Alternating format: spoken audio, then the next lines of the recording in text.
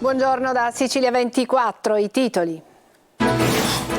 Arrestato a Messina il docente di inglese accusato di aver avuto rapporti sessuali con uno studente minorenne, indagini parallele su alcuni ragazzi che avrebbero ricattato e taglieggiato il professore.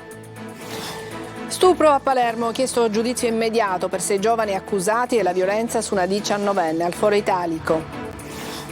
La Polizia Postale di Catania scopre una rete che forniva abbonamenti pirata per le pay TV, bloccati 50.000 utenti, indagate 21 persone, blitz in tutta Italia, in Sicilia coinvolte le città di Catania, Messina e Siracusa. Beni per 1,5 milioni di euro confiscati a 3 imprenditori palermitani, specularono per mantenere la latitanza del boss Matteo Messina Denaro. A Niscemi un pensionato coltivava in uno scantinato oltre 1.000 piante di marijuana. L'impianto di illuminazione rubava energia elettrica per un valore di 10.000 euro al mese, mentre la vendita della droga avrebbe fruttato centinaia di migliaia di euro. Caro Natale per gli studenti fuori sede, penalizzati dall'alto costo dei biglietti aerei, alcuni rinunciano a tornare in Sicilia. Calcio, disastro Catania, i rossazzurri perdono in casa contro il Sorrento. Dal mercato di gennaio è atteso un radicale cambiamento della rosa.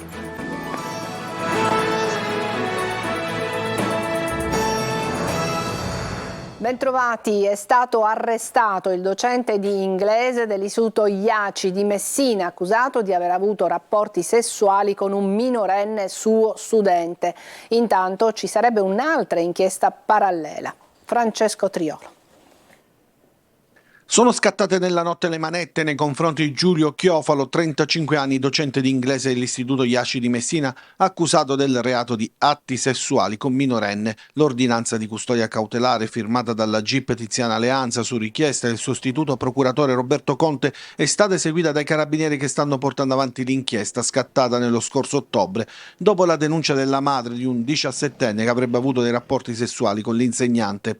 La donna si sarebbe insospettita dei regali costosi che il docente avrebbe fatto al giovane: 2 scooter, 2 telefoni cellulari, una PlayStation, regali prima per la richiesta di foto e video, poi per gli atti veri e propri. Un'inchiesta seguita personalmente dal procuratore facente funzioni Rosa Raff e dal procuratore per i minorenni Andrea Pagano, e proprio al Tribunale dei minori sarebbe aperta una seconda inchiesta perché il professore avrebbe detto di essere stato sottoposto ad estorsione da parte di alcuni ragazzi. Il docente da ottobre è stato sospeso dall'attività di insegnamento e gli inquirenti lo hanno sentito più volte, come hanno sentito 3 ragazzi che risultano indagati, qualche insegnante dell'istituto ed altri studenti come persone informate dei fatti, anche di un altro liceo dove il 35enne aveva insegnato, e l'esito degli interrogatori potrebbe aprire nuovi clamorosi capitoli dell'inchiesta. Una brutta storia che i carabinieri stanno pian piano scoprendo anche dall'analisi di PC, smartphone e della messaggistica tra il docente e gli alunni prima e dopo gli incontri. Lo stupro del Foro Italico a Palermo. I magistrati hanno chiesto il giudizio immediato per i 6 maggiorenni del branco che per ore violentarono una 19enne. Lorena Dolci. Le prove sono ritenute evidenti, non ci sarà udienza preliminare, si va direttamente in aula. La Procura di Palermo ha chiesto il giudizio immediato per 6 dei 7 ragazzi accusati dello stupro della 19enne palermitana il 7 luglio scorso al Foro Italico. Sull'istanza chiesta dal procuratore Maurizio De Lucia e dall'aggiunto Laura Vaccaro, adesso dovrà decidere il GIP. Nei confronti dei 6 maggiorenni, i magistrati dunque vogliono accorciare i tempi del processo. Quanto alle prove, lo stupro fu ripreso con il cellulare dal più grande del gruppo, di cui la 19enne era innamorata. Volevo stare solo con Angelo Flores, ha ribadito la ragazza, non volevo un rapporto di gruppo. Quei video sono oggi una delle maggiori prove a carico degli indagati, tutti ancora detenuti. La giovane, che li ha denunciati subito, li ha poi riconosciuti quasi tutti e ha già affrontato l'incidente probatorio. Ha raccontato di aver incontrato il gruppo alla Vucciria, di avere bevuto e di essersi allontanata con loro, raggiungendo un cantiere abbandonato al Foro Italico. Qui fu brutalizzata per ore, come ammesso dagli stessi imputati, registrati di nascosto, ma anche messaggi in cui si vantavano di ciò che avevano fatto. Adesso i 6 potranno chiedere il giudizio abbreviato, che darebbe loro diritto ad uno sconto di pena di 1/3. Il 7º, all'epoca minorenne, comparirà davanti ai giudici minorili. La ragazza vive oggi in una comunità protetta dove ha subito anche intimidazioni e critiche via social. Molte donne hanno paura di denunciare per vergogna, aveva scritto in in una lettera aperta. Non dobbiamo essere noi a vergognarci, ma chi osa sfiorarci senza il nostro consenso. Flagranza differita applicata per la prima volta in Sicilia a Gela, la nuova norma del codice rosso che consente l'arresto di stalker per reati commessi anche prima della denuncia e documentati con video o testimonianze. Ad essere arrestato per atti persecutori un uomo accusato di pedinare e minacciare l'ex moglie, proibendole di andare in giro, e l'ex suocera. 21 le persone indagate e blocco immediato dei siti di live streaming delle più note piattaforme televisive. È il bilancio della vasta operazione della Polizia di Stato contro la pirateria audiovisiva, con perquisizioni in diverse città italiane, tra cui Catania, Messina e Siracusa. Emanuela Corsi. Una rete criminale dedita alla pirateria televisiva che operava in diverse città italiane, tra cui Catania, Messina e Siracusa. 21 persone indagate e blocco immediato dei siti di live streaming e del flusso illegale delle IPTV, Internet Protocol Television. È il bilancio dell'operazione contro i pezzotti dello streaming TV condotta dalla Polizia di Stato e coordinata dalla DDA della Procura di Catania. Secondo le indagini, l'associazione criminale era organizzata in modo gerarchico, con ruoli distinti e ben precisi. Al momento le perquisizioni disposte dalla Procura distrettuale di Catania hanno consentito il sequestro di numerosi pannelli di controllo dei flussi IPTV che servivano oltre 50.000 utenti. Un giro che fruttava mensilmente svariati milioni di euro. Per eludere i controlli, inoltre, gli indagati facevano uso di applicazioni di messaggistica crittografata, identità fittizie e documenti falsi. Questi ultimi sono stati utilizzati anche per l'intestazione di utenze telefoniche, di carte di credito, di abbonamenti televisivi e noleggio di server. Su varie piattaforme gli utenti potevano anche sottoscrivere abbonamenti mensili sempre per la visione illegale dei contenuti. Oltre a Catania, Messina e Siracusa, la rete operava anche a Cosenza, Alessandria, Napoli, Salerno, Reggio Emilia, Pisa, Lucca, Livorno e Bari. Per i 21 indagati le accuse sono di associazione per delinquere a carattere transnazionale, finalizzata alla diffusione di palinsesti televisivi ad accesso condizionato, danneggiamento di informazioni, dati e programmi informatici, accesso abusivo ad un sistema informatico, frode informatica. Andrà a processo nel settembre del 2024 il direttore dell'urbanistica del comune di Catania, Biagio Bisignani, con altre 4 imputati. L'accusa è di abuso d'ufficio e falso per aver violato le prescrizioni del piano regolatore, avendo concesso a una società di costruire un supermercato Eurospin a Cibali, in un'area destinata a edilizia scolastica e verde. Il difensore di Bisignani respinge le accuse e parla di piena legittimità dell'operato del suo assistito. Confiscati a 3 imprenditori del Trapanese 15 immobili e un terreno di oltre 60 ettari, il valore di 1,5 milioni di euro. In un giro di compravendite 200.000 euro sono finiti a chi si occupava di Messina Denaro quando era latitante. Laura Spanò. Una compravendita che avrebbe fruttato tanti soldi destinati alla latitanza di Matteo Messina Denaro. La vicenda fu scoperta nel corso delle indagini di DIA e Carabinieri di Trapani, culminata nell'operazione antimafia Pionica. Il provvedimento odierno, eseguito dalla DIA, riguarda 15 immobili e un terreno di 60 ettari che si trova a Santa Ninfa nel Trapanese, valore complessivo della confisca 1,5 milioni di euro. Il provvedimento è stato emesso alla Corte d'Appello di Palermo nei confronti di 3 imprenditori di San Giuseppe Ato, Ciro Gino Ficarotta, il figlio Leonardo, e il nipote Paolo Viverito. La Corte d'Appello di Palermo ha confermato il provvedimento emesso alla sezione misure di prevenzione del Tribunale di Trapani. Ficarotta, il figlio e il nipote, nel marzo del 2018 furono coinvolti assieme ai boss di Salemi e Vita, Michele Gucciardi e Salvatore Crimi, in un blitz che fece scoprire come la mafia del Belice era riuscita a giudicarsi all'asta la tenuta di Giuseppa Salvo, moglie di Antonio Maria Salvo, nipote di Nino e Ignazio, esattori mafiosi di Salemi. Formalmente la tenuta era stata acquistata da Roberto Nicastri, fratello di Vito, soprannominato il re dell'eolico, e poi ceduta alla VF Agricola di Ficarotta e Viverito per 530.000 euro.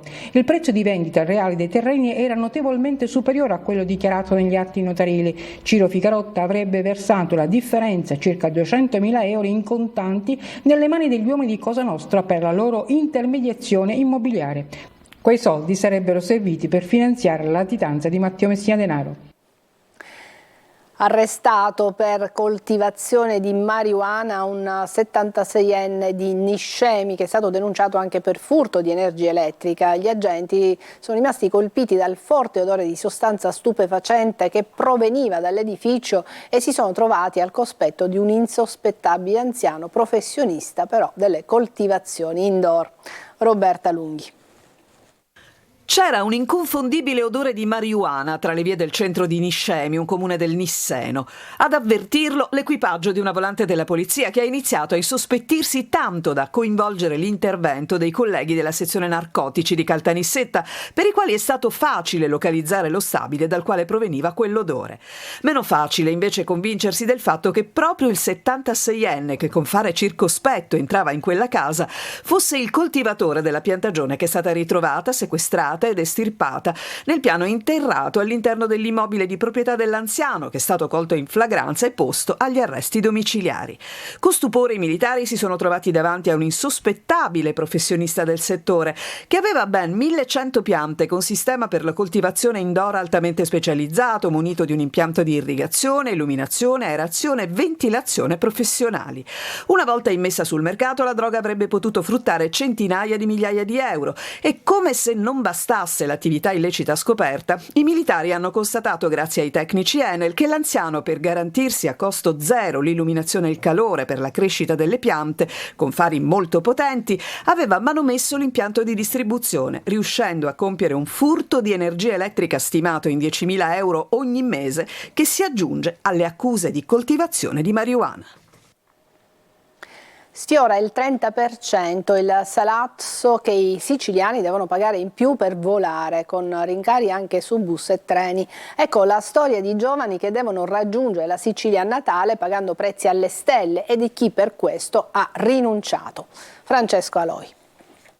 Aiutateci, siamo fuori sede e vogliamo tornare a casa per Natale. Un biglietto aereo costa 400 euro solo l'andata. Lo denunciano anche i Sansoni, lo vive chi viaggia per vacanza o necessità. Periodo di festa anche quest'anno significa caro voli. Decollano gli aerei, ma decollano anche i prezzi dei biglietti, nonostante l'impegno della regione. Volevo acquistare un biglietto aereo per tornare per le festività di Natale a Messina, ma i prezzi oscillavano tra i 200 e i 250 euro solo andata senza bagaglio. Ho deciso quindi di optare di acquistare un biglietto del treno di all'incirca 100 euro da Milano a Villa San Giovanni. Soltanto i residenti che arrivano da Milano o Roma diretti in Sicilia hanno uno sconto del 25% che diventa 50% per studenti, invalidi e persone a basso reddito, ma anche così il prezzo resta alto. Molte persone che conosco quest'anno hanno rinunciato a rientrare dalle loro famiglie o affronteranno fino a 24 ore di viaggio. Penalizzato chi torna in Sicilia da altri aeroporti. Lei per un Firenze-Catania andata e ritorno ha speso quasi 500 euro. Sono costati tra andata e ritorno 480 euro e se non li avesse pagati mio padre non sarei nemmeno potuta scendere. E così trascorrere le feste a casa significa mettere mano al portafogli ed uscire a cifre esorbitanti. Più volte il presidente della regione Schifani ha parlato di speculazione, invitando tutti alla mobilitazione sociale. Percorsi ad ostacoli e strade dissestate per raggiungere i comuni delle Madonie, a volte il viaggio può diventare un'odissea. I residenti sono ormai esasperati. Marco Gulla. Residenti esasperati, esausti, così non possiamo andare avanti, dicono. Siamo nelle Madonie e per raggiungere alcuni paesi come Caltavuturo, Scalafani Bagno o Gangi le strade sono a tratti impercorribili. Una situazione che va avanti da anni. Qui anche i pendolari che ogni giorno devono raggiungere le Madonie per lavoro dicono: stiamo distruggendo le nostre macchine. Siamo nel cuore delle Madonie, a pochi chilometri da Cerda, Caltavuturo, paesi che tra l'altro vengono raggiunti quotidianamente anche da pendolari palermitani, ed ecco in che condizioni è la strada principale che poi conduce a questi paesi delle Madonie. Davvero imbarazzante, dissestata, sto usando un eufemismo, lo vedete anche dalle immagini, insomma quasi impercorribile questa arteria che poi, come abbiamo già detto, conduce ai principali paesi madoniti. Ormai sono anni che viaggiamo in questo modo, proprio una strade disastrate completamente. le macchine le stiamo distruggendo, però non abbiamo alternative, non abbiamo come fare. Questa è l'arteria principale. Sì, quella che ci porta all'autostrada, altrimenti dovremmo girare da Tremonzelli ma allungare parecchio, una decina di chilometri, quindi siamo costretti a prendere tutti i giorni questa. Ci sono strade davvero impercorribili su queste? Sì, speriamo che insomma si possa fare qualcosa il prima possibile. E poi cantieri, strade interrotte, in alcuni tratti si procede quasi a passo d'uomo, una situazione infrastrutturale che penalizza principalmente gli abitanti madoniti.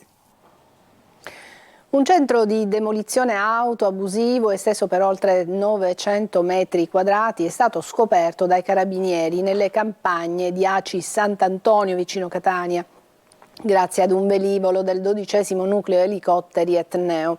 Nell'area anche 2 auto che sono risultate rubate. Il proprietario del terreno e il gestore, il figlio di 32 anni, sono stati denunciati per reati in materia ambientale, ricettazione. I carabinieri hanno rilevato anche l'allaccio abusivo alla rete idrica pubblica, circostanza che ha fatto scattare per i 2 anche la denuncia per furto aggravato. E oggi in Piazza Duomo a Catania il questore Giuseppe Bellassai ha presentato il nuovo servizio di prossimità con gli agenti che avranno la possibilità di percorrere più velocemente anche le piccole vie del centro grazie alle e-bike, bici elettriche con livrea delle volanti, acquistate e realizzate per poi essere donate alla questura da aziende del territorio. Sentiamo il questore di Catania. Le gerlette elettriche che vedete qui saranno utilizzate in particolare nel centro storico, è il nostro modo di fare prossimità.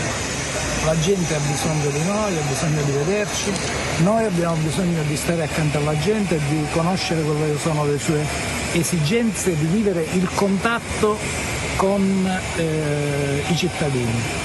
E questo credo sia un buon modo, sicuramente anche ecosostenibile, di farlo raggiungendo in tempi anche relativamente brevi tutte le zone del centro storico.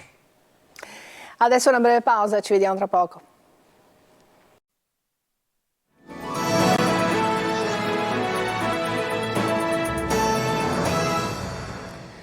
Piove sulla finanziaria regionale con lo scippo dei fondi stabilito da Roma ai danni della Sicilia per la realizzazione del ponte sullo Stretto. Sbarramento dei leghisti in difesa del ministro Salvini, mentre a Palermo l'assessore all'economia ribadisce che questa vicenda non incide sulla finanziaria. Maglio Viola. Lo scippo è compiuto, la Sicilia parteciperà con 1.300 milioni di euro di propri fondi alla realizzazione del ponte sullo Stretto, ma non lo farà di propria volontà. È arrivato 2 notti fa l'ok della Commissione Bilancio del Senato all'emendamento che rimodula i fondi stanziati per il ponte, vincolando una grossa fetta dei fondi FSC destinati alla Sicilia proprio a questo progetto.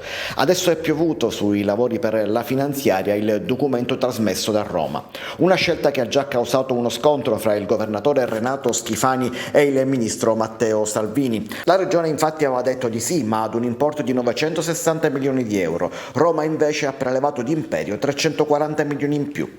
Di fatto si tratta di una fetta delle risorse disponibili, quasi 6 miliardi che dovrebbero andare all'isola nel settennio di programmazione 2021-2027.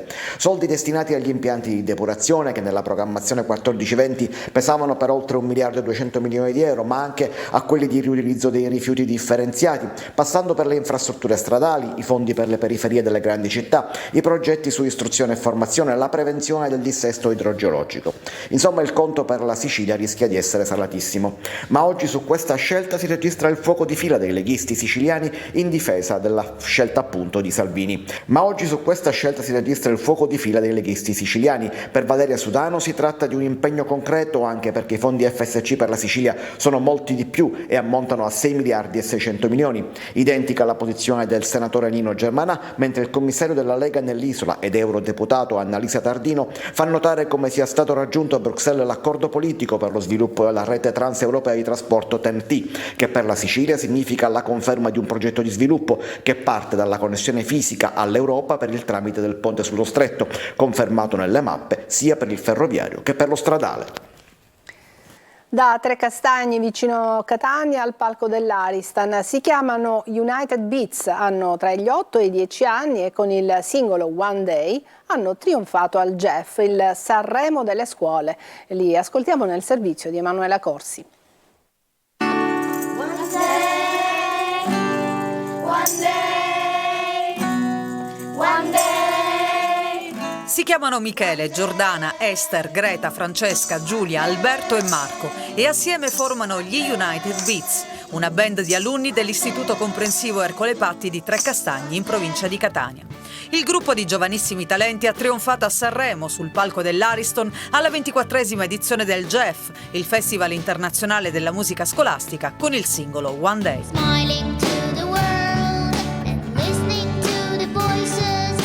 Questa esperienza a Sanremo è stata davvero emozionante, salire su quel palco davanti a migliaia di persone è un'emozione che ti fa tremare subito le gambe. Io vorrei che questa band continui ancora per molto tempo. A scrivere la musica e il testo di One Day, Michele Zelanda, di soli 10 anni. La canzone One Day nasce un pomeriggio mentre che stavo suonando una canzone di Lucio Battisti. Ho preso carta e penna, mi sono messo a scrivere e sono riuscito a tirare fuori questa bellissima canzone.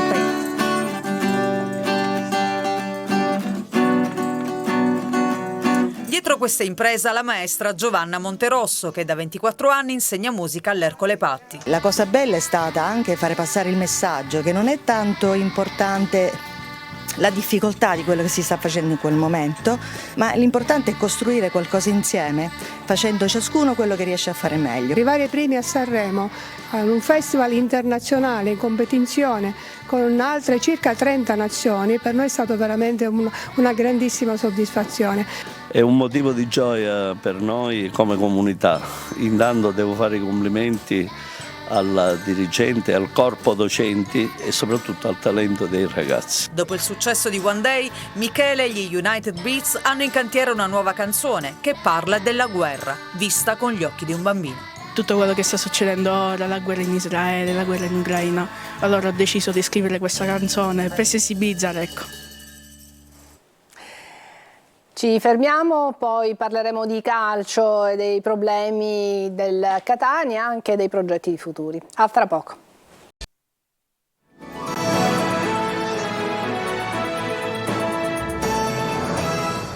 Eccoci al calcio, un Catania che non sa più segnare, perde in casa 1-0 con il Sorrento e l'ottava sconfitta stagionale, la quarta al Massimino. Dal mercato di gennaio si attendono importanti novità e soprattutto un radicale cambiamento della rosa.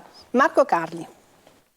Il deserto del Massimino, vuoto dopo le decisioni seguenti alla partita col Pescara, fa il paio con il deserto in zona gol del Catania, senza Di Carmine infortunato e Sarao sul mercato e con Dubiscas fra i prossimi partenti. Lucarelli schiera De Luca in avanti, ma per la seconda volta consecutiva in campionato i rossazzurri restano all'asciutto. E il problema non è solo questo, sta come sempre nell'atteggiamento della squadra che sbaglia approccio e che piano piano consegna la partita al Sorrento. Sta nel fatto che al primo vero tiro in porta gli etnei prendono gol, è successo pure con i campani. De Francesco conclude da grandi distanze e trova un poco reattivo Beters e la rete dello 0-1. Nella ripresa il Catania ci prova in modo poco ordinato, ma il gol non arriva, anche in situazioni che appaiono più che favorevoli. Lucarelli schiera anche 4 punte contemporaneamente, ma senza risultati. Le somme le tira Rocca. Non possiamo neanche mancare dal punto di vista dell'atteggiamento, come è successo oggi, soprattutto il primo tempo, perché ci siamo fatti mettere sotto degli avversari e questo soprattutto in casa non deve succedere, e diverse volte in diverse partite abbiamo sbagliato da questo punto di vista. 8 sconfitte in 18 partite, il girone d'andata disastroso del Catania raccontato in cifre.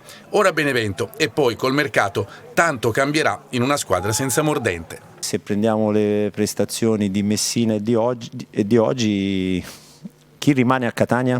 Se non siamo neanche con le gambe e con la testa completamente recuperata diventa complicato, questo lo sappiamo, però io sono, diciamo, molto lucido, nel senso che ho già capito tutto, quello che c'era da capire ho già capito tutto. Intanto Manuel Sarao non è più un giocatore del Catania. Il club rossa-azzurro ha ufficializzato la risoluzione consensuale del contratto.